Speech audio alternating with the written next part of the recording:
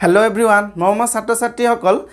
তোমালোকৰ কাৰণে আজি এটা গুৰুত্বপূৰ্ণ খবৰ আহিছে সকলো উৎকণ্ঠাৰ অন্ত পৰিল আজি তোমালোকৰ মেট্ৰিক আৰু হায়াৰ সেকেন্ডাৰী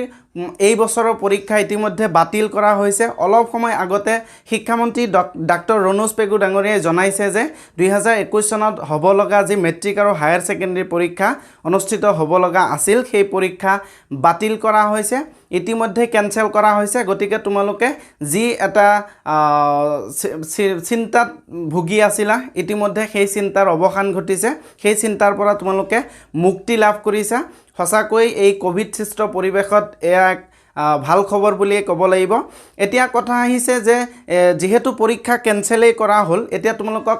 মাৰ্ক বিলাক কেনেকৈ দিয়া হ'ব তাৰ কাৰণে শিক্ষামন্ত্ৰীজনে জনাইছে যে মেট্ৰিকৰ ষ্টুডেণ্টৰ কাৰণে এটা পৃথককৈ কমিটি বনোৱা হ'ব আৰু হায়াৰ সেকেন্ডাৰী পৰীক্ষাৰ কাৰণে পৃথককৈ এটা কমিটি বনোৱা হ'ব আৰু সেই কমিটিয়ে সিদ্ধান্ত ল'ব ছাত্ৰ ছাত্ৰীসকলক কেনেকৈ মাৰ্কস দিয়া যায় এটা বিজ্ঞানসন্মতভাৱে তেওঁলোকে চিন্তা চৰ্চা কৰি মাৰ্কিং সিস্টেমটো তেওঁলোকে বনাব আৰু তোমালোকৰ যি ৰিজাল্ট সেই ৰিজাল্টটো জুলাই মাহৰ 31 তাৰিখৰ ভিতৰত অৰ্থাৎ গোটেই জুলাই মাহটোৰ ভিতৰতে তোমালোকক ৰিজাল্ট দিয়াৰ ব্যৱস্থা কৰিব তেওঁলোকে সেই কথাটো জনাইছে গতিকে এক নিশ্চয় ভাল খবৰ কিন্তু কিছুমানৰ কাৰণে এয়া বেয়া খবৰো কাৰণ যি মাৰ্কিং পদ্ধতি হয়তো শিক্ষা বিভাগে বা সেই কমিটিটোৱে